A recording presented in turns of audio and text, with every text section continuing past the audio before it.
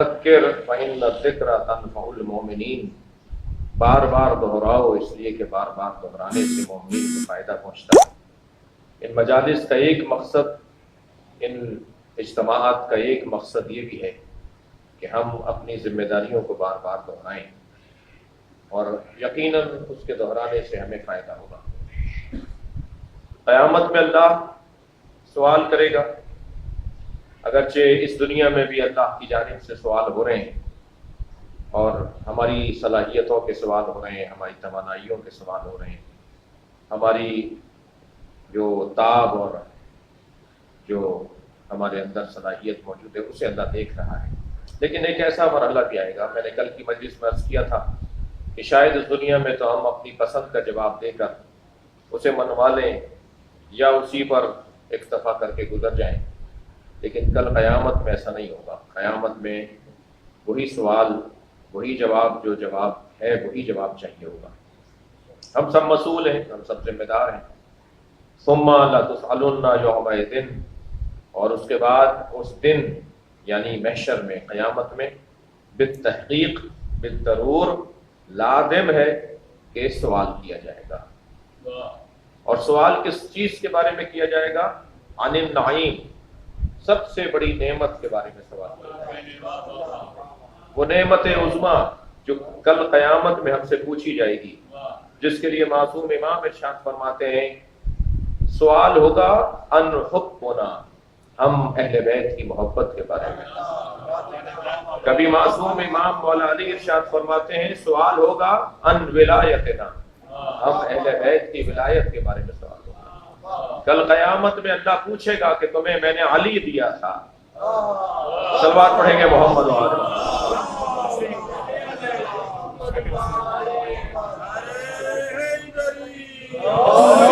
کل قیامت میں اللہ پوچھے گا کہ میں نے تمہیں قابل ترین وجود عطا کیا تھا، تم نے اس وجود سے کتنا استفادہ کیا، تم نے اس کے دروازے پر کتنا اپنے آپ کو حاضر رکھا۔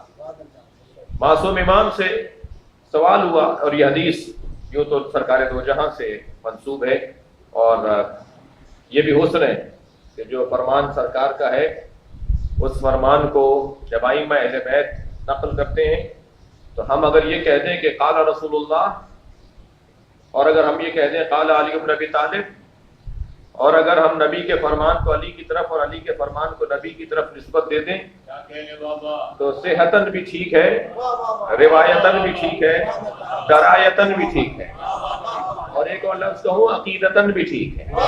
صلوات پڑھیں گے محمد و آل۔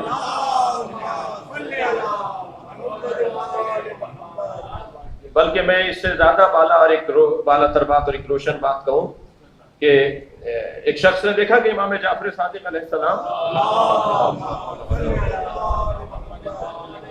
حدیث نقل کرتے وقت، حدیث بیان کرتے وقت فرمانے لگے قال رسول اللہ صلی اللہ علیہ وآلہ وسلم۔ تو ایک شاگرد نے یہ حضرت کا قول، یہ حضرت کے کلمات بار بار سنے، تو ایک دن اپنے دوسرے صحابی سے، دوسرے شاگرد سے، دوسرے مولا کے شاگرد سے اور اپنے صحابی سے سوال کیا کہ رسول اللہ کے درمیان اور امام جعفر صادق کے درمیان تو کئی اماموں کا فاصلہ ہے، کئی راویوں کا فاصلہ ہے، یہ جب نبی کا قول نقل کرتے ہیں تو کہتے ہیں قال رسول اللہ، قال رسول اللہ، رسول اللہ نے فرمایا، یہ نہیں کہتے کہ عن ابی، قال عن ابی ہے، عن ابی ہے، عن ابی المؤمنین، عن رسول اللہ، یعنی میں نے اپنے بابا سے سنا، انہوں نے اپنے بابا سے سنا، انہوں نے اپنے بابا سے سنا، اور انہوں نے علی سے سنا، اور انہوں نے نبی سے سنا۔ یہ جعفر صادق جب بولتے ہیں تو سیدھے اور صاف اور ایک دم کہہ دیتے ہیں کہ قال رسول اللہ، رسول اللہ نے فرمایا۔ تو امام اعظم ابو حنیفہ جو بہت بڑا تاریخ کا نام ہے، انہوں نے بے ساختہ فرمایا انہیں حق ہے کہ یہ کہہ دیں قال اللہ تبارک و تعالی۔ صلوات پڑھیں گے محمد و آل۔ یہ وحی الہی سے جڑے ہوئے لوگ ہیں، یہ خانوادہ سالم ترین خانوادہ ہے، لہذا یہ اگر کہہ رہے ہیں کہ رسول اللہ نے کہا تو انہیں یہ حق ہے کہ کہہ دیں کہ رسول اللہ نے فرمایا۔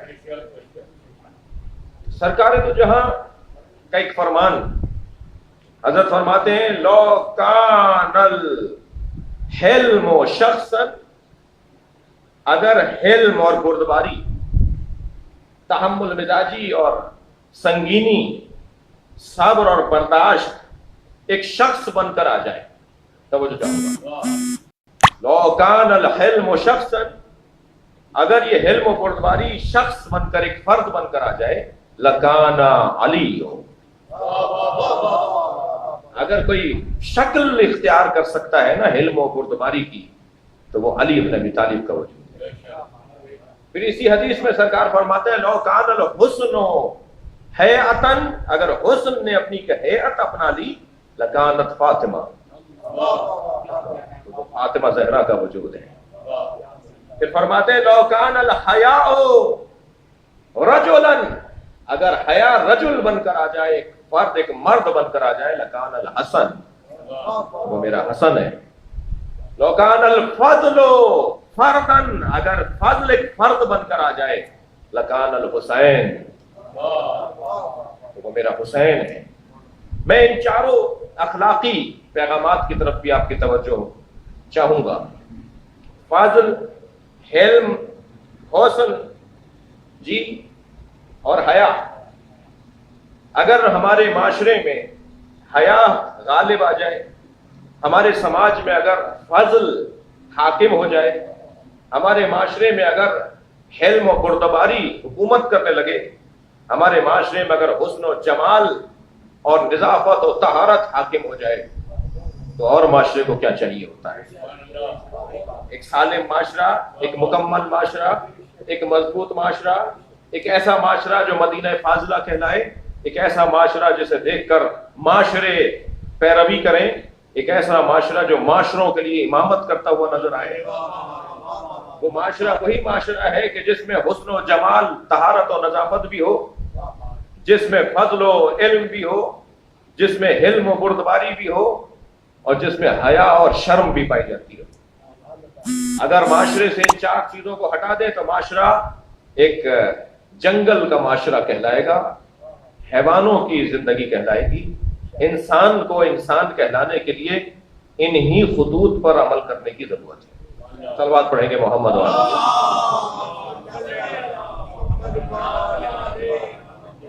تو عزیزان گرامی،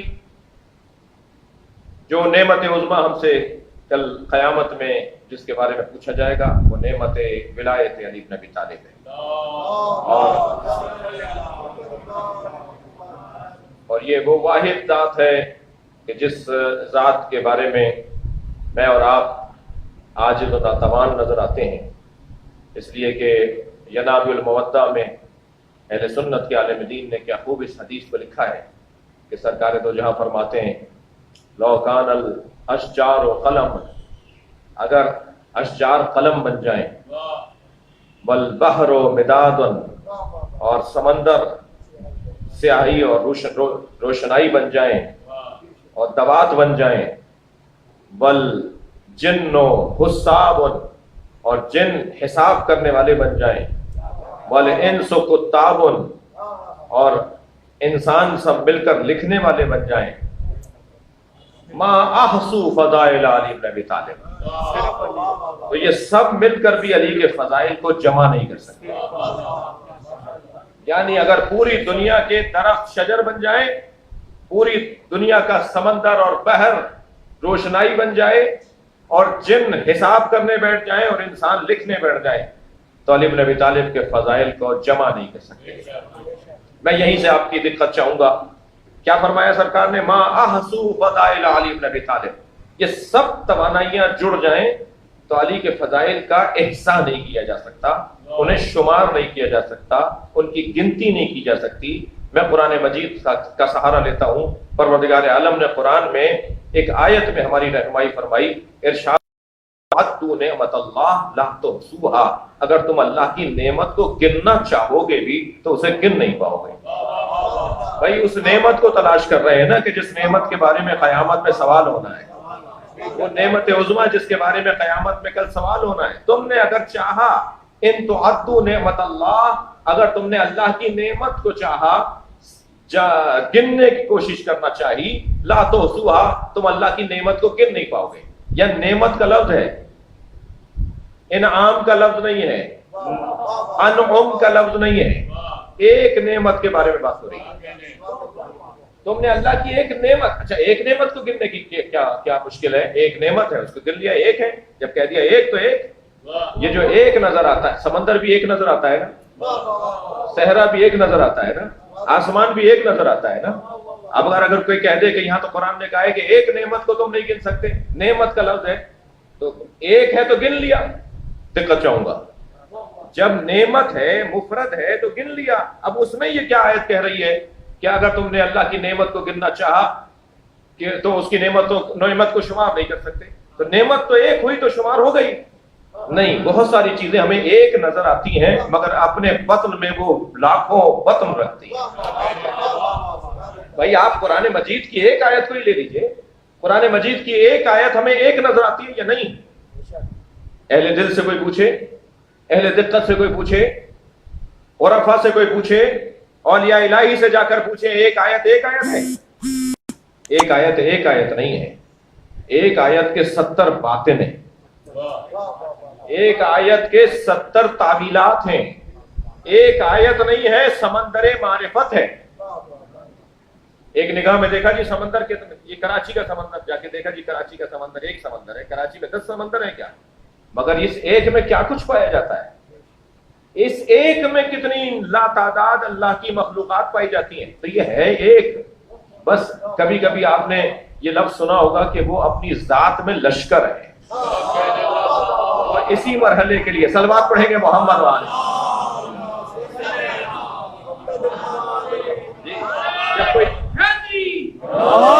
جب کوئی ایک نظر آئے مگر اس کے اندر بطن ہی بطن پائے جاتے ہوں، ایک نعمت کو شمار نہیں کر سکتے اللہ کی۔ آیت کا سہارا لوں گا، سورہ مبارکہ آل عمران کی آیت، وَاعْتَصِمُوا بِحَبْلِ اللَّهِ جَمِيعًا وَلَا تَفَرَّقُوا وَاذْكُرُوا نِعْمَتَ اللَّهِ عَلَيْكُمْ۔ اللہ کی رسی کو مضبوطی کے ساتھ تھامے رکھو اور خبردار جھگڑوں میں نہ پڑو۔ وَاذْكُرُوا نِعْمَتَ اللَّهِ عَلَيْكُمْ، ذہن مبارک میں رہے کہ قیامت میں اللہ کی سب سے بڑی نعمت کے بارے میں سوال ہوگا۔ تو ہم اللہ کی اس نعمت پر غور کر رہے ہیں کہ وہ نعمت ہے کیا کہ جس کے بارے میں قیامت میں سوال ہونا ہے۔ قرآن پھر پکار کے کہہ رہا ہے کہ اللہ کی رسی کو مضبوطی کے ساتھ تھامے رکھو اور رسی کے بارے میں جھگڑا نہ کرو، الجھو نہیں، لڑائیاں نہ کرو۔ میں نے کوئی جلدی میں کہہ دیا، دقت دوبارہ چاہوں گا۔ ترجمہ ہوتا ہے وَاعْتَصِمُوا بِحَبْلِ اللَّهِ جَمِيعًا وَلَا تَفَرَّقُوا، اللہ کی رسی کو مضبوطی کے ساتھ تھامے رکھو اور تفرقے میں نہ پڑو۔ یہ تفرقے میں نہ پڑو، اختلاف نہ کرو، جھگڑا نہ کرو، اختلاف رائے نہ کرو، یہ جو اللہ منع کر رہا ہے یہ تو جمود طاری ہو جائے گا معاشرے پر، یہ تو علم کے دروازے بند ہو جائیں گے، یہ تو تحقیق کے رستے مسدود ہو جائیں گے۔ اگر کوئی یہ کہے کہ صاحب اختلاف نہ کرو، میں یہاں ممبر پہ جو چاہوں بیٹھ کر بول دوں اور آپ مجھ سے اختلاف نہ کریں، تو یہ والا مرحلہ اور یہ والی کیفیت تو معصوم کے لیے ہی ممکن ہے کہ ہم ان سے اختلاف نہ کریں۔ یعنی اگر وہ منظر ہمیں نظر آئے کہ امام معصوم ممبر پہ تشریف فرما ہو اور کچھ فرما رہے ہوں، تو ہمیں حق نہیں ہے کہ ہم ان سے اختلاف کریں۔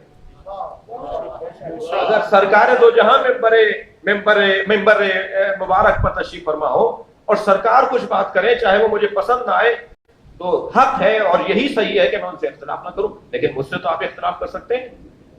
تو یہ قرآن کیا کہہ رہا ہے کہ اختلافات میں نہ پڑھو، تفرقے میں نہ پڑھو؟ نہیں، ترجمہ یہ بہت دقیق نہیں ہے۔ ترجمہ یہ صحیح ہوگا کہ وَاعْتَصِمُوا بِحَبْلِ اللَّهِ جَمِيعًا وَلَا تَفَرَّقُوا، اللہ کی رسی کو مضبوطی کے ساتھ تھامے رکھو اور رسی کے بارے میں جھگڑا نہ کرو۔ اللہ کی رسی کے بارے میں جھگڑا نہ کرو۔ اللہ کی رسی یا علی ہے یا قرآن ہے، نہ علی لڑنے کا موضوع ہے نہ قرآن جھگڑے کا عنوان ہے۔ صلوات پڑھیں۔ نہ یہ عنوانات لڑائی جھگڑوں کے ہیں، نہ یہ عنوانات اختلافات کے ہیں، یہ ہے اللہ کی وہ رسی۔ دقت چاہوں گا، یہ ہے وہ اللہ کی رسی جسے مضبوطی کے ساتھ پکڑنے پر ہمیں کہا گیا ہے کہ خبردار اس سے اختلاف نہ کرنا۔ اب یہی آیت آگے بڑھی، آپ کی دقت ہے وَاذْكُرُوا نِعْمَتَ اللَّهِ عَلَيْكُمْ، اللہ کی ایک نعمت، پھر میں دوہرا رہا ہوں، یہاں نعمت کا ذکر ہے، انعام کا ذکر نہیں ہے۔ ایک حدیث پھر آپ کی سماعتوں کو نظر کر رہا ہوں، بلکہ ہم سب مل کر حدیث کی خدمت میں چلتے ہیں۔ ماہ مبارک رمضان ہے اور اس مہینے میں انفاق کا ہمیں خاص حکم دیا گیا ہے، اس مہینے میں فقراء و مساکین کا خیال رکھنے کا ہمیں خاص حکم دیا گیا ہے۔ ایک کھجور کا دانہ بھی اگر کوئی صدقے میں دے دے گا تو پہاڑ صدقہ دینے کے مترادف ہے۔ کتنا اچھا موقع ملا ہے، کتنے اچھے لمحات آئے ہیں کہ ہم ان لمحات سے بھرپور استفادہ کر سکتے ہیں۔ میرے مولا حسین کا ایک فرمان جس کی خدمت میں ہم سب مل کر چلتے ہیں، آیت اور حدیث پیش نہیں کی جاتی، آیت اور حدیث کی خدمت میں پیش ہوا جاتا ہے۔ تو یہ ہم ممبریوں کی زبان پہ چڑھ گیا ہے جملہ کہ آیت پیش کرتا ہوں، حدیث پیش کرتا ہوں، نہ آپ تمام تر احترام کے باوجود اس قابل ہیں کہ آپ کی خدمت میں حدیث پیش کی جائے؟ ہم سب ہیں کہ حدیث کی خدمت میں چلیں۔ الفاظ پہ ہی تو دنیا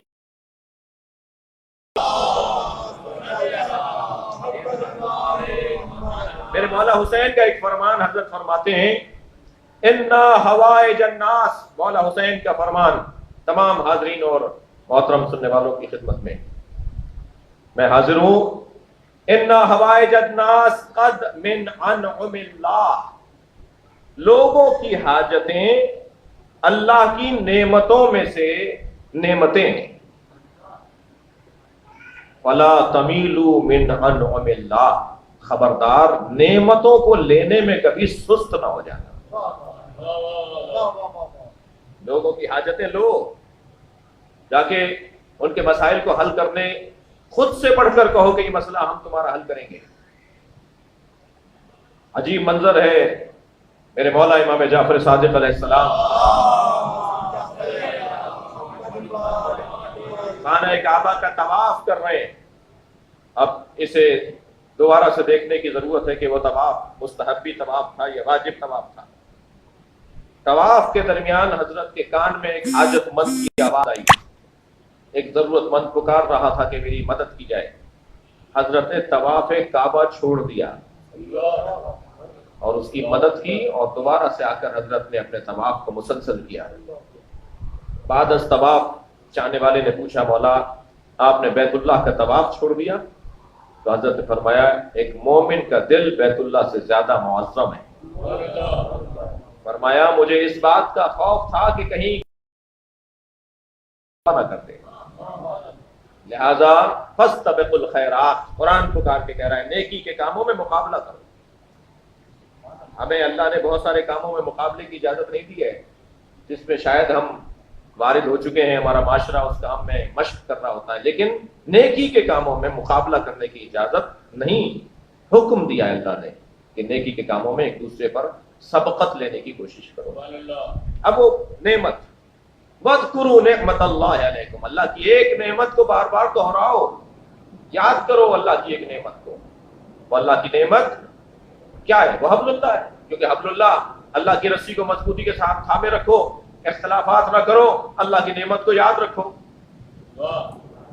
یہ نعمت پروردگار اللہ کی رسی ہے۔ فَاذْكُرُوا نِعْمَتَ اللَّهِ عَلَيْكُمْ اِذْ كُنْتُمْ، اب دیکھیں آیت کا لہجہ دیکھیں، پھر بات اور روشن ہوتی چلی جائے گی کہ یہ نعمت عظمہ ولایت علی ہے، یہ نعمت عظمہ امامت علی ہے، حب علی ہے، جس سے اگر میں اور آپ جڑ جائیں تو نہ جہنم ہمیں نظر آئے گا اور نہ جنت سے ہمیں دور کیا جائے گا۔ اسی آیت میں آپ لے لیجئے، اسی آیت میں لے لیجئے، فرمایا کہ اس نعمت کو بار بار دہراؤ۔ وَاذْكُرُوا نِعْمَتَ اللَّهِ عَلَيْكُمْ إِذْ كُنْتُمْ أَعْدَاءً فَأَلَّفَ بَيْنَ قُلُوبِكُمْ فَأَصْبَحْتُمْ بِنِعْمَتِهِ إِخْوَانًا، تم ایک دوسرے کے دشمن تھے، کنتم اعداء، تم ایک دوسرے کے دشمن تھے، کنتم اعداء فاصبحتم بنعمتہ، اس ایک نعمت کی وجہ سے تم ہو گئے اخوانا، بھائی بھائی۔ آپ ڈھونڈیے دنیا میں وہ کون سی نعمت ہے جو ہمیں جوڑ دیتی ہے، وہ کون سی اللہ کی نعمت ہے کہ جو ہمیں بار بار ایک دوسرے کے ساتھ ملحق کر دیتی ہے؟ وہ ہے محبت علی بن ابی طالب۔ میں اپنی اس مجلس سے پہلے ایک رسانے پر تھا، وہاں سنی عالم بھی تھے، اور سنیوں میں بریلوی اور دیوبندی بھی تھے اور شیعہ بھی تھے، اور سب ایک ہی بات کر رہے تھے، اور بات تھی علی کی۔ علماء دیوبند بھی تو علماء بریلوی حضرات بھی اور اہل سنت بھی اور شیعہ بھی، یہ کون سی ایک نعمت ہے جو ہمیں جوڑ رہی ہے؟ پھر ممکن ہے اہل سنت میں چار طرح کے قبیلے ہوں اور شیعوں میں 4 طرح کے طریقے ہوں، وہ کون سی چیز ہے جو سارے طریقوں کو پس پشت ڈال کر ہمیں ایک جگہ پر لا کے بٹھا دیتی ہے؟ وہ نعمت عظمائے ولایت علی۔ قرآن پکار کے کہہ رہا ہے تم ایک دوسرے کے دشمن تھے، فاصبحتم بنعمتہ اخوانا، اس ایک نعمت کی وجہ سے تم بھائی بھائی ہو گئے۔ کنتم شفا حفرۃ من النار، تم دوزخ کی تہ میں پہنچ چکے تھے، فانقذکم منہا، اس نعمت کی وجہ سے ہم نے نکالا ہے۔ یہ وہ نعمت جس کی وجہ سے اللہ دوزخ سے نکالے گا، وہ نعمت عظمائے الہیہ ولایت مولا امیر المومنین صلوات علیہ وسلم۔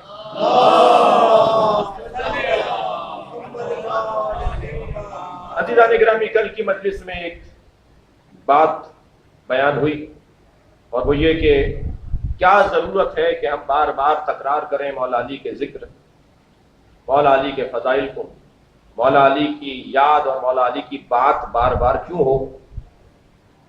ایک سبب تو یہ کہ جتنا علی کے باب میں علم بڑھے گا اتنا علی کی معرفت بڑھے گی، اور جتنی علی سے معرفت بڑھے گی اتنا علی سے محبت بڑھے گی، اور جب محبت شدید ہو جائے تو پھر اسی کو عشق کہا جاتا ہے۔ شدت حب عشق کی صورت اختیار کر جاتی ہے، اور اللہ یہ چاہتا ہے کہ رسول اللہ یہ چاہتے ہیں کہ میرے علی سے عشق ہو، لوگ علی سے عشق کریں۔ عشق کا ایک روشن پیغام آنکھوں کا بند ہونا ہے اور کانوں کا بند ہو جانا ہے۔ میں معشوق کی کوئی برائی نہ سننے پاؤں، اور معشوق کے اندر کوئی عیب ہو ہی نہیں جو مجھے نظر آئے۔ جس سے مجھے عشق ہو جائے اس کے اندر مجھے کوئی عیب نظر نہ آئے، اور اس کی برائی میں کوئی نہ سننے پاؤں۔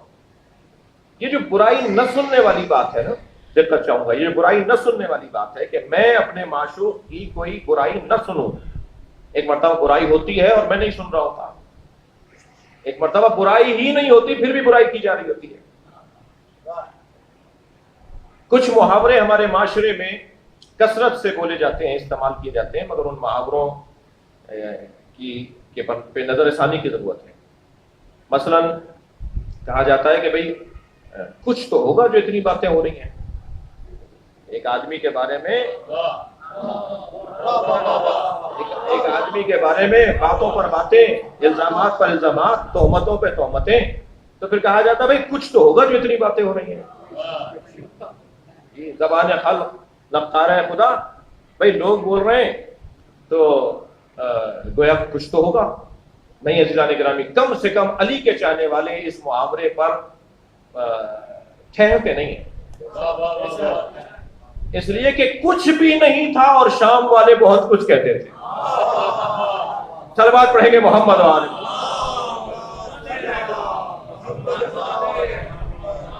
کیا علی مسجد میں ضربت کا شکار ہوئے، علی کو ضربت مسجد میں؟ کیا علی مسجد بھی جاتے تھے؟ علی نماز بھی پڑھتے تھے؟ کسی میں دم ہے تو کہہ دے کہ کچھ تو ہوگا۔ کچھ بھی نہیں تھا اور اتنا کچھ کہا گیا۔ اب وہ جو عاشق ہوتا ہے نا، وہ اپنے معشوق کی نہ برائی، ایک مرتبہ برائی ہوتی ہے سنتا نہیں ہے، ایک مرتبہ برائی ہی نہیں ہوتی، کچھ بھی نہیں ہوتا۔ اللہ اکبر!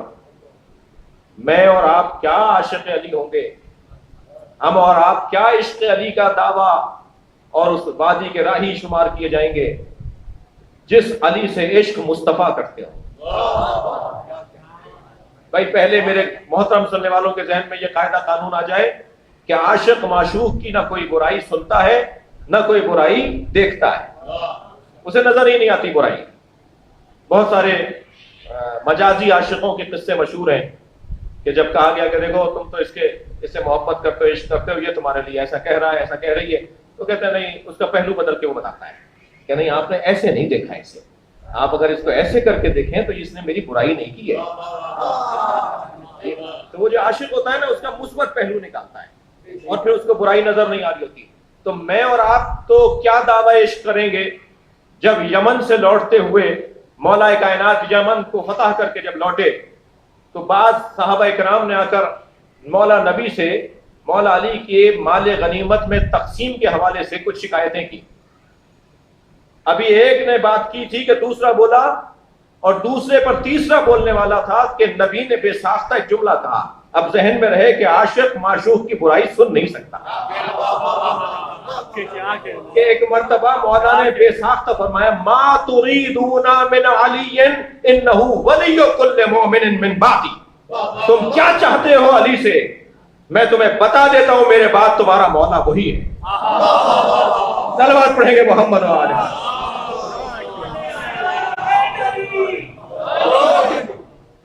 نہیں چاہتا عاشق. اب یہ ایک سبب مولا علی سے بار بار جڑنے کا، ان کے ذکر کو بار بار تکرار کرنے کا.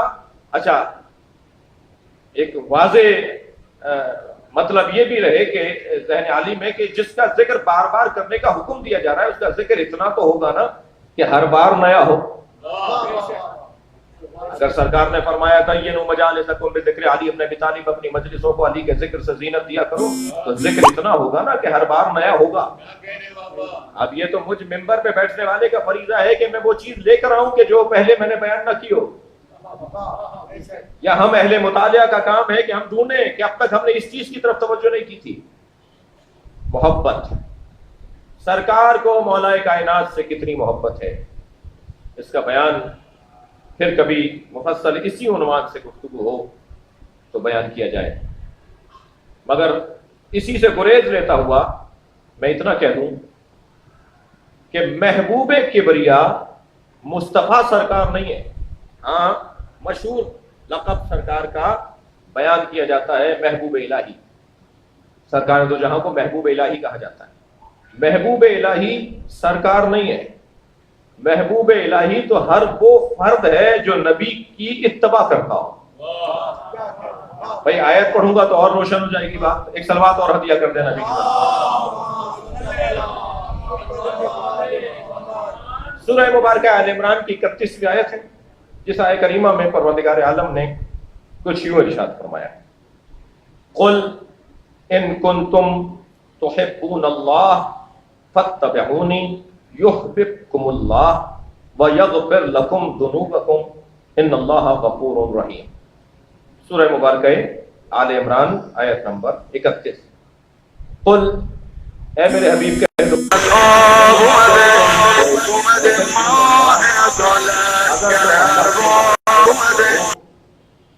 اے میرے حبیب کہہ دو اگر تم اللہ سے محبت کرتے ہو فاتبعونی تو مجھ مصطفیٰ کی اتباع کرو. بھائی دقت چاہوں گا اس آیت کریمہ سے مجھے ایک استفادہ کرنا ہے.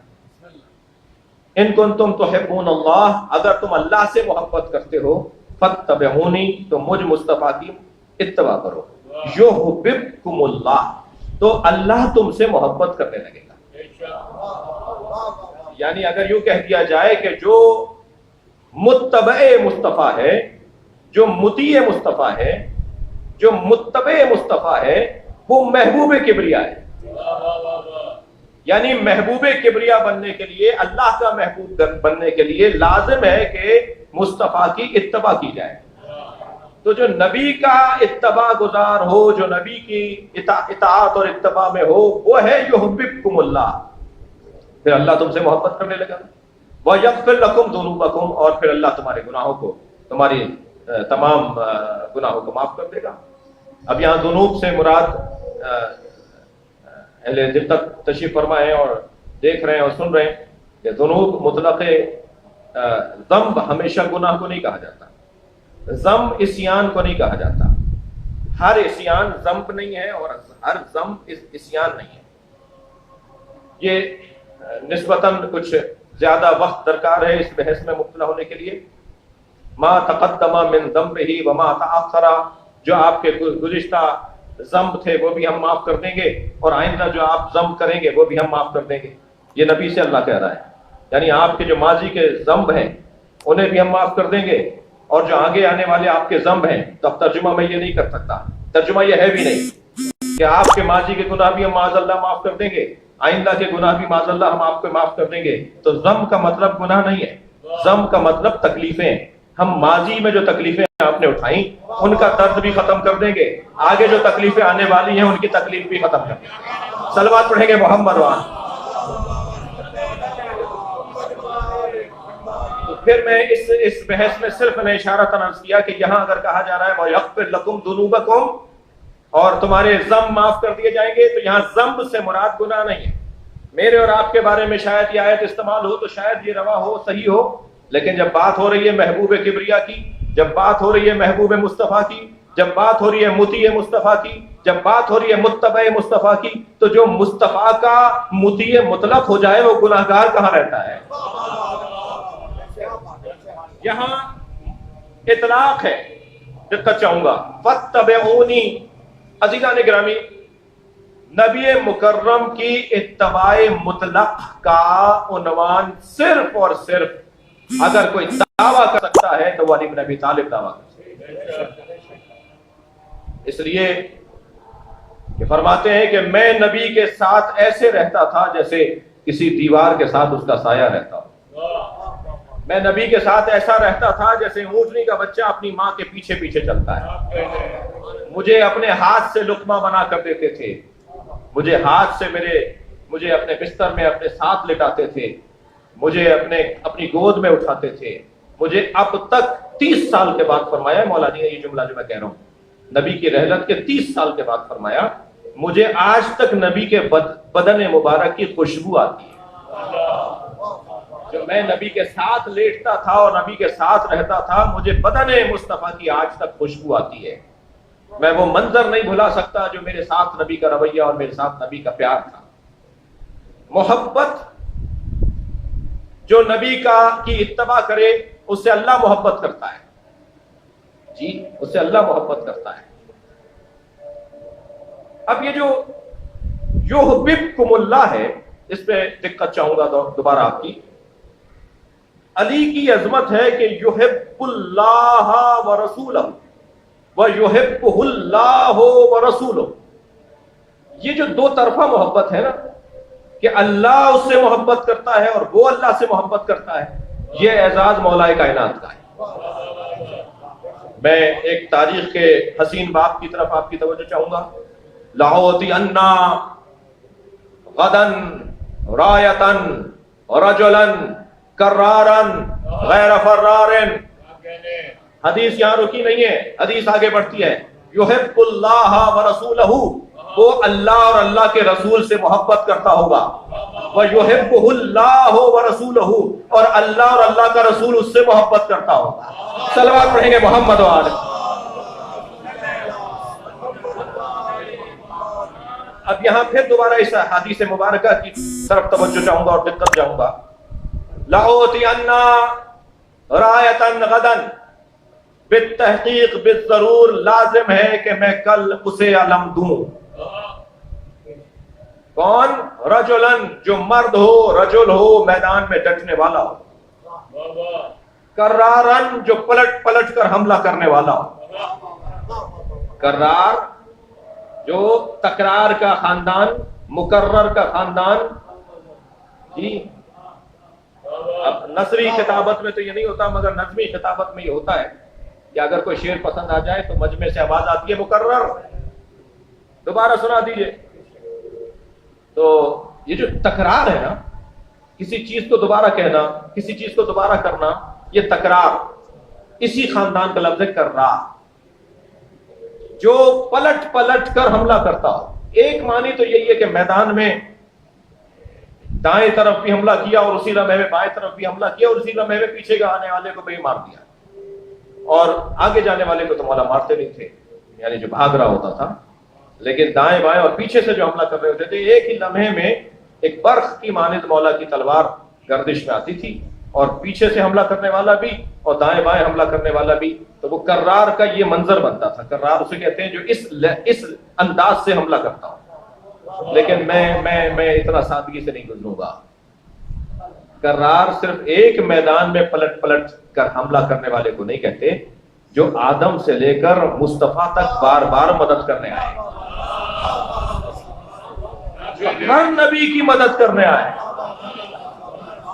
بھائی اگر کسی کو یہاں کوئی اسے جو ہے وہ قبول کرنے میں کچھ مشکل کا سامنا ہو تو میں ان کی تسلی کے لیے ایک جملہ کہہ دیتا ہوں.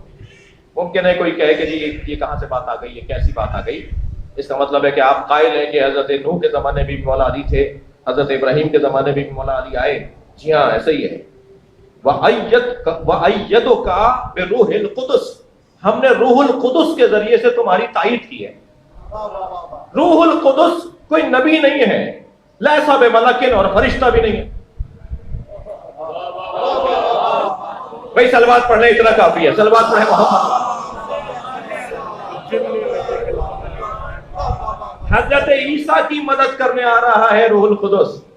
قرآن نے پکار کر کہا ہے, اور حدیث کہتی ہے لیسا بملکن, روح القدس ملک نہیں ہے. پھر وہ روح القدس کون سا وجود ہے تو یا تلاش کر کے آپ بتائیے, یا جو ہم کہہ رہے ہیں اسے مانیے. وہ کرار جو ہر زمانے میں پلٹ کر آیا ہو مدد کرنے کے لیے. میں کرار کو بھائی اس نے آج دیکھیے جتنی آسان جنگیں تھیں, اگرچہ وہ بھی بہت مشکل جنگیں تھیں, اتنا آسان میں نے کہہ دیا کہ آسان جنگیں, کوئی پوچھے جو میدان میں اترے ہوئے تھے ان لوگوں سے کہ کتنی مشکل جنگیں تھیں, مگر ساری جنگوں میں سب سے زیادہ مشکل جنگ خیبر ہے. کوئی جنگ اتنی طویل نہیں کھینچی, اتنا دورانیہ طویل نہیں ہوا. یہ واحد جنگ ہے سرکار دو جہاں کے زمانے کی جو 40 دن تک چلی, اور اتنی طویل جنگ. اب یہاں کرار کی ضرورت ہے کہ جو ہر دور میں مدد کرنے آیا تو مجھ مصطفیٰ کی بھی تو مدد کرے. کل میں کرار کو علم دوں گا, کرارن غیر فرارن, جو کرار ہوگا اور غیر فرار ہوگا. یہاں تک تو آپ کی سماعتیں میرے ساتھ رہی, میں اس کا شکر گزار ہوں, مگر میری مراد جو ہے, میرا مطلب جو ہے وہ اس کے بعد والا فقرہ ہے جہاں ارشاد ہو رہا ہے یحب اللہ ورسولہ, وہ اللہ اور اللہ کے رسول سے محبت کرتا ہوگا. کتنا بڑا دعویٰ ہے, اور دعویٰ اگر علی کرے تو دعویٰ کہلائے گا. یہ دعویٰ نہیں ہے, اعزاز ہے. نبی کہہ رہے ہیں کہ یہ اللہ اور اللہ کے رسول سے محبت کرتا ہے. میں علم اسے دوں گا جو اللہ اور اللہ کے رسول سے محبت کرتا ہو. فقرہ حدیث کا یہاں مکمل نہیں ہوا, حدیث یہاں مکمل نہیں ہوئی. وَيُحِبُّهُ اللَّهُ وَرَسُولُهُ, اور اللہ اور اللہ کا رسول بھی اس سے محبت کرتا ہوگا. یہ وہ محبت کہ اللہ اور اللہ کا رسول بھی اس سے محبت کرتا ہوگا, یہ وہ عشق الہی ہے, وہ جو عشق مصطفی ہے, وہ اس وادی کے اندر بیان ہو رہی ہے. اللہ اکبر. فرمایا جنت میں علی مجھ سے پہلے داخل ہوں گے. سرکار دو جہاں نے فرمایا جنت میں علی مجھ سے پہلے داخل ہوں گے.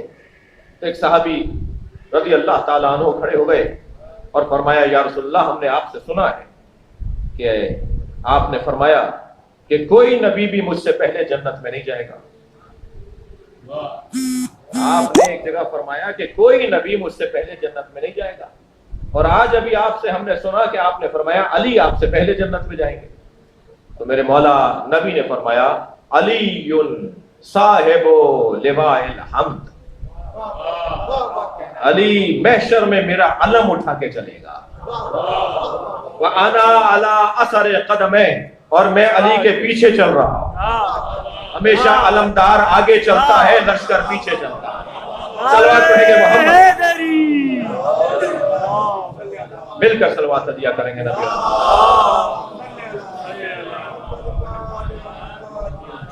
ہمیشہ صاحب لواء. دیکھیے اس حدیث مبارکہ میں چند الفاظ ہیں جن پر پھر لَأُعْطِيَنَّ غدن, میں کل علم دوں گا رجل کو. یہ جو کل ہے نا, کل علم دوں گا, یہ ایک حسین اور لطیف سرکار دو جہاں کی رہنمائی ہے. کل علی کا ہے.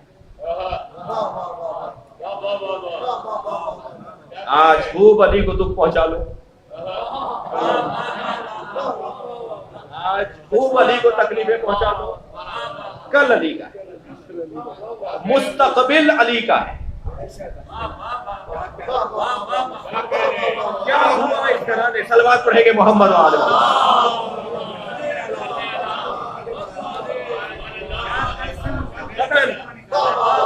میں کل علم دوں گا یہ کیونکہ کل ہے ہی علی کا.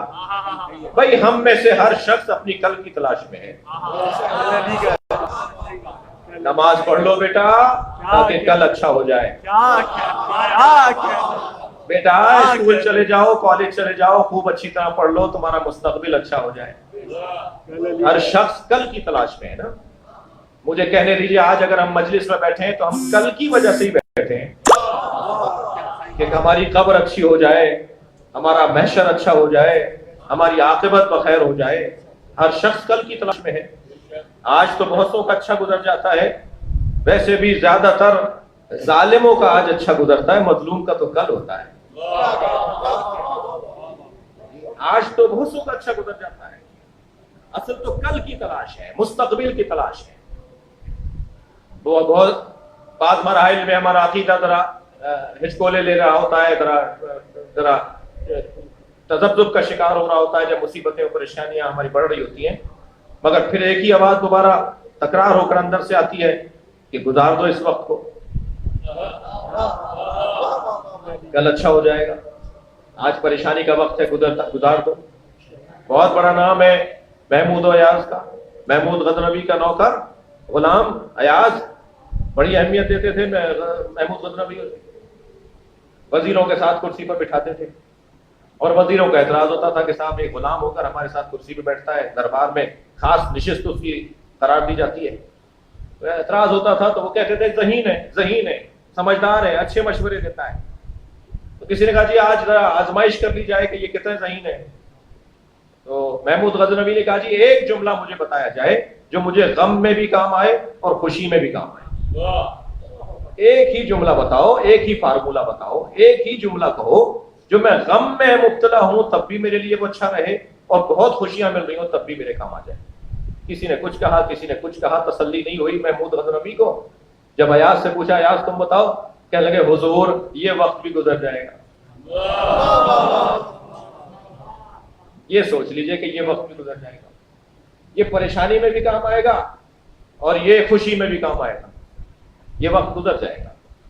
تو وقت جو موجود وقت ہوتا ہے, حاضر وقت ہوتا ہے, وہ ذمہ داریوں کی ادائیگی کا ہوتا ہے. نتیجہ تو ویسے ہی کل نکلتا ہے. کبھی بھی انسان نتیجہ آج نہیں لیتا, نتیجہ ہمیشہ کل نکلتا ہے. جب نتیجہ کل نکلنا ہے تو پھر کل ہی تو ہے کہ جو انسان کی قیمت ہے. آج تم اپنی ذمہ داریوں کو ادا کرو, کل تمہاری ذمہ داریوں کے مطابق حسین بن سکتا ہے. البتہ ہم پابند فرائض ہیں, پابند نتائج نہیں ہیں. ہم اپنی ذمہ داریوں کو ادا کرنے کے تو پابند ہیں, مگر نتیجہ کیا نکلے گا ہم اس کے ہمارے ہاتھ میں نہیں ہے. تو جو کل ہے نا, کیا کچھ نہیں ہوا مولا علی کے ساتھ, کیا کچھ نہیں کیا گیا اس گھرانے کے ساتھ, مگر کل علی کا ہے. کیسے کل علی کا ہے؟ محشر میں جب مولا علی کی آمد ہوگی, محشر میں جب مولا کائنات کا ورود ہوگا, تو صاحب و لواء الحمد, جس کا ایک پرچم مشرق کی طرف جا رہا ہوگا, جس کا ایک پرچم مغرب کی طرف جا رہا ہوگا, اس کے سائے میں وہی آئے گا جو محب علی ہوگا, جو محب مصطفیٰ ہوگا, جو محب اہل بیت ہوگا. لہذا مستقبل غد کل اہل بیت کا ہے. جی فرمایا کہ میں رجلن, ایک مرد کو علم دوں گا. دیکھیے رجل کا لفظ اگر نساء کے ساتھ آ جائے تو اس کا ترجمہ اور ہے, رجل کا لفظ اگر ابن کے ساتھ آ جائے تو اس کا ترجمہ اور ہے, رجل کا لفظ اگر بنت کے ساتھ آ جائے تو اس کا ترجمہ اور ہے. رجل کا لفظ ہمیشہ ایک ترجمے کے ساتھ نہیں ہوگا, وہ سیاق و سباق کو دیکھ کر اہل دقت اس کا, اہل علم اس کا ترجمہ کرتے ہیں. یہاں پر کیا بیان ہو رہا ہے؟ لأعطین رایۃ غدا رجلا, میں ایک رجل کو علم دوں گا. رجل, اچھا ایک اور آیت سے سہارا لے لیتا ہوں تاکہ اس لفظ رجل کو میں سمجھنے میں مجھے آسانی ہو جائے. وَمِنَ النَّاسِ مَن يَشْرِي ارشاد ہوا من المؤمنین رجال صدقوا ما عہد اللہ علیہ، مومنین میں سے کچھ رجال ہیں جی، مومن عورت بھی ہے مرد بھی ہے، مومنین میں سے کچھ رجال ہیں. اب ترجمہ خلاف ادب نہ ہو جائے کہ مومنین میں سے کچھ مرد ہیں، یہ ترجمہ شاید خلاف ادب رہے، لہذا میں پھر پلٹ رہا ہوں اپنے اسی ترجمے کی طرف. مومنین میں سے کچھ ایمان پر قائم رہنے والے ہیں. اب ایمان کے ساتھ، مومن کے ساتھ رجل کا لفظ آیا ہے، تو جو ایمان میں رجل ہو، جو اپنے مومن ہونے میں رجل ہو، جو اپنے ایمان سے ہاتھ نہ اٹھاتا ہو. اب یہاں بحث یہ ہے کہ میدان میں ڈٹنا ہے، میدان سے فرار نہیں کرنا. تو ترجمہ ہوگا جو میدان میں ڈٹنے والا ہو اسے رجل کہا جاتا ہے، جو میدان چھوڑ کر نہ آتا ہو اسے رجل کہا جاتا ہے.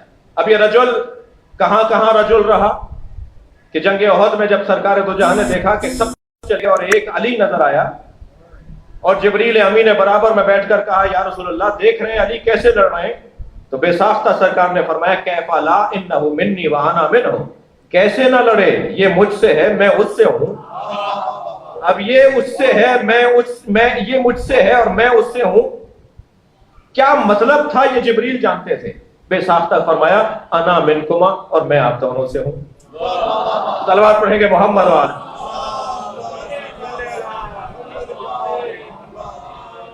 عزیزان گرامی، محبت علی بن ابی طالب اور جس شان سے سرکار دو جہاں علی کے بغیر فرماتے ہیں مجھے ایک لمحہ بھی علی کے بغیر گوارا نہیں ہے جو جس میں علی میرے ساتھ نہ ہو. اور جو عظمت مصطفیٰ سے اتباع مطلق اگر عنوان کہیں ہوگا تو وہ مولا علی کی ذات ہے. مطلقاً متبع رسول، اطاعت گزار اور اتباع گزار رسالت مآب مولا کائنات کی ذات ہے. کبھی یہ سوچا بھی نہیں جا سکتا کہ نبی سے انہیں علیحدہ اور انہیں نبی سے علیحدہ کر دیا جائے، نبی کو ان سے علیحدہ کر دیا جائے. انا و علی من نور واحد، میں اور علی ایک نور کے دو ٹکڑے ہیں، اور یہ جز کا محتاج ہوتا ہے. البتہ اسی جنگ میں جب مولا واپس لوٹے نا، اسی جنگ میں جب واپس لوٹے تو سب سے پہلے آگے بڑھ کر نبی نے استقبال کیا. اور ایک جملہ، تاریخی جملہ ہے جنگ خیبر کا، میرے مولا نبی نے مولا علی کی پیشانی کا بوسہ لیتے فرمایا یا علی انا راضٍ عنک، میں تم سے راضی ہو گیا. تو روایت کہتی ہے کہ مولا بے ساختہ اس جملے کو سن کے بے ساختہ رونے لگے، زارو قطار آنکھوں سے علی کے آنسو جانے لگے. فرمایا علی رو کیوں رہے ہو؟ کہ میرے لیے یہ بہت بڑا اعزاز ہے کہ مصطفیٰ کہیں کہ میں تم سے راضی ہوں. سرکار جس سے راضی ہیں مجھے کہا جا رہا ہے، میں اعزاز مند ہوں کہ سرکار نے، نبی نے مجھے کہا کہ میں تم سے راضی ہوں. نبی راضی ہو جائیں، نبی کا علی راضی ہو جائے، نبی کی بطول راضی ہو جائیں، نبی کے بچے راضی ہو جائیں، یہی میرا اور آپ کا مقصد حیات ہے، اور یہی ہماری زندگی کا حاصل ہے کہ کسی طرح یہ ہم سے راضی ہو جائیں. اس گھر میں عزیزو مصیبتیں ہی مصیبتیں ہیں، اس لیے کہ اللہ رفعتیں اور عظمتیں انہیں عطا کرتا ہے جن کے ہاں مصیبتوں کا گزر زیادہ ہوتا ہے. بڑا گہرا تعلق ہے فضیلتوں کا مصیبتوں کے ساتھ. جو صاحبان فضیلت ہوتے ہیں وہ صاحبان مصیبت بھی ہوتے ہیں. اس گھر میں یوں تو حسن بھی مقرر آئے، محمد بھی مقرر آئے، اور علی بھی اس گھر میں 4 آئے. یہ اور بات ہے کہ حسین حسین ہے. وہ جو علی اس گھر میں آئے ہیں وہ علی ابن ابی طالب ہو، یا علی ابن الحسین ہو، یا علی رضا ہو، یا علی نقی ہو. چاروں علی کی زندگیوں کو اگر آپ دیکھیں تو مصائب پر مشتمل زندگیاں. علی ابن ابی طالب کتنی مصیبتوں کا سامنا ہے، جہاں بدنی مصیبتوں کا بیان ہے وہاں روحی مصیبتوں کا بیان بھی ہے۔ علی ابن الحسین جو 36 سال تک روتا رہا، جب کبھی پانی سامنے آیا تو گریہ کیا، جب کبھی کھانا سامنے آیا تو گریہ کیا، جب قصاب کو جانور ذبح کرتے دیکھا تو گریہ کیا، جب جناب زینب کی خدمت میں گئے تو روتے ہوئے گئے۔ وہ کون سا دن تھا جو امام زین العابدین کی زندگی میں گریے کے بغیر گزرا ہو، جس نے گریہ وزاری میں اپنی زندگی مکمل کر دی ہو؟ علی ابن الحسین، علی ابن موسیٰ رضا کیسے خراسان لے جایا گیا، کیسے غربت میں مارا گیا، غریب الغربا۔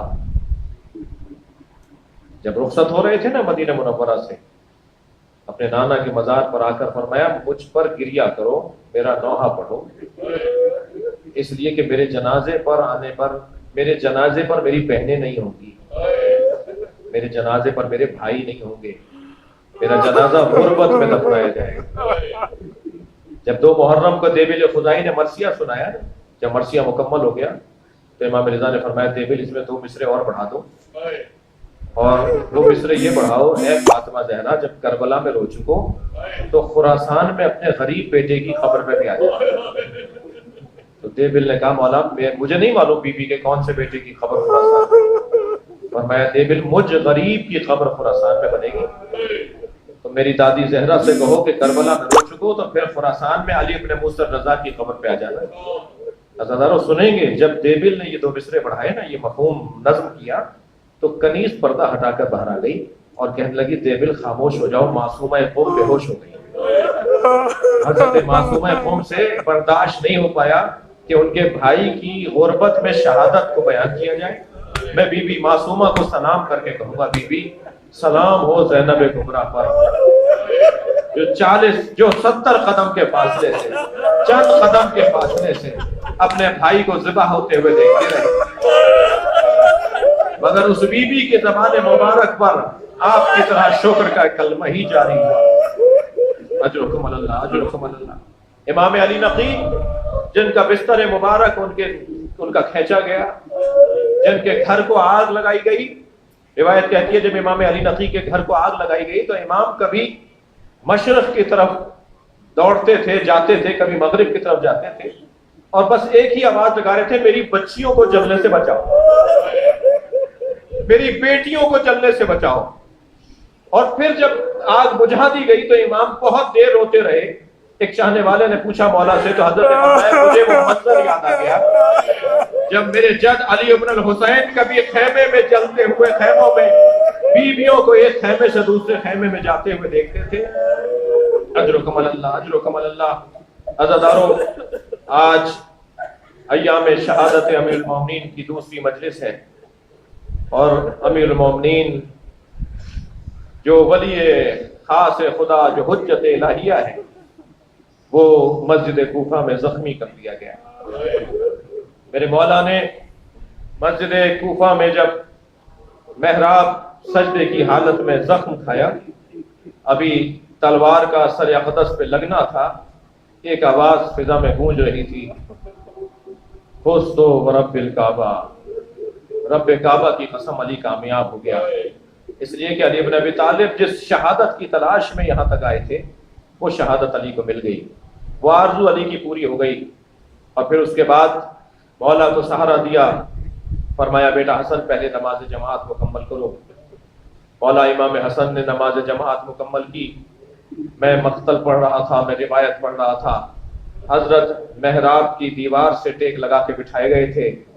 جب امام حسن نماز پڑھا رہے تھے نا تو کبھی دائیں گرنے لگتے تھے اور پھر سنبھلنے لگتے تھے۔ اسی حالت میں علی بن ابی طالب اپنی نماز کی ادائیگی کر رہے تھے۔ اسی کیفیت میں یہاں نماز مکمل ہوئی، یہاں جماعت مکمل ہوئی۔ آگے بڑھ کر مولا حسن نے سہارا دیا۔ کیا دیکھا کہ امام حسن بابا کو سہارا دے کر اٹھانا چاہ رہے ہیں کہ فرمایا بیٹا حسن میں ان پیروں سے چل کے گھر کی طرف نہیں جاؤں گا، تم میرے لیے کوئی اور انتظام کرو۔ تو ایک گلم پھیلایا گیا، ایک چادر پھیلائی گئی، ایک قالین پھیلایا گیا، اس پہ مولا کو لٹایا گیا۔ میرے مولا نے رستے بھر اپنے بچوں سے کچھ نہ کچھ گفتگو فرمائی ہے. کبھی امام حسن کے چہرے کو دیکھ کر فرمایا بیٹا حسن اب یہ امت تمہارے حوالے ہے. امام حسن کی آنکھوں میں آنسو آ گئے. فرمایا بیٹا خبردار رونا نہیں، تم اس امت کے سربراہ ہو، حوصلہ کرو ہمت کرو. امام حسین کی طرف دیکھا تو آنکھوں میں آنسو تھے. حسین کا رونا تو ویسے ہی گوارا نہیں ہے. ایک مرتبہ فرمایا بیٹا حسین خبردار گریہ نہ کرو. بیٹا حسین جو اس طرح کی زندگی گزارتا ہے انہیں یہ دن دیکھنا پڑتے ہیں. پھر اچانک مولا عباس کی آنکھوں کی طرف نگاہ گئی، چہرے کی طرف نگاہ گئی تو حضرت عباس کو روتا ہوا دیکھا. پھر حوصلہ دیا بیٹا عباس گریہ نہ کرو. محمد حنفیہ خبردار آنکھوں میں آنسو نہ آ جائے. سنیں گے عزیزدارو، جو علی رستے بھر بیٹوں سے کہتا رہا بیٹا حسن گریہ نہ کرو، بیٹا حسین گریہ نہ کرو، جو علی رستے میں بیٹوں کو رونے سے روکتا رہا، جب گھر میں لے جایا گیا اور اس جگہ لٹا دیا جہاں مولا کا مصلی بچھا ہوا تھا، جب مولا علی نماز پڑھتے تھے نا اس جگہ مولا کو لٹا دیا گیا. جیسے ہی مولا کو لٹایا گیا فوراً زینب کبریٰ دوڑتی ہوئی آئیں، بی بی ام کلثوم دوڑتی ہوئی آئیں. سنیں گے آپ وہ علی جو سارے رستے بیٹوں سے کہتا رہا اے بیٹا گریہ نہ کرو، زینب کو دیکھ کر خود رونا شروع ہو گئے. علی کی آنکھوں سے آنسو جاری شروع ہو گئے، آنسو جاری ہونے لگے. زینب کے سر کو اپنے سینے پر رکھ دیا. بہت دیر تک علی گریہ کرتے رہے. اے میری زینب خوب پہچانو، یہ کوفہ ہے، یہاں پھر تمہیں آنا ہے. یہی بازار ہوں گے تمہارے سر پہ چادر. ولا لعنت اللہ علی قوم الظالمین فسيعلم الذين ظلموا أي منقلب ينقلبون. یا اللہ ان آوازوں پر رحمت نازل فرما، رونے والوں کی توفیقات میں اضافہ فرما، صاحب خانہ کی حاجات حاضرین کی حاجات کو پورا فرما، ہم سب کی عاقبت بخیر فرما، امام زمانہ کے ظہور میں تاجیل فرما، ہم سب کو حضرت کے نوکروں میں شمار فرما. مزید سورہ فاتحہ حاجات کے لیے، مغفرت کے لیے ایک سورہ فاتحہ. رحم اللہ من قرأ الفاتحہ.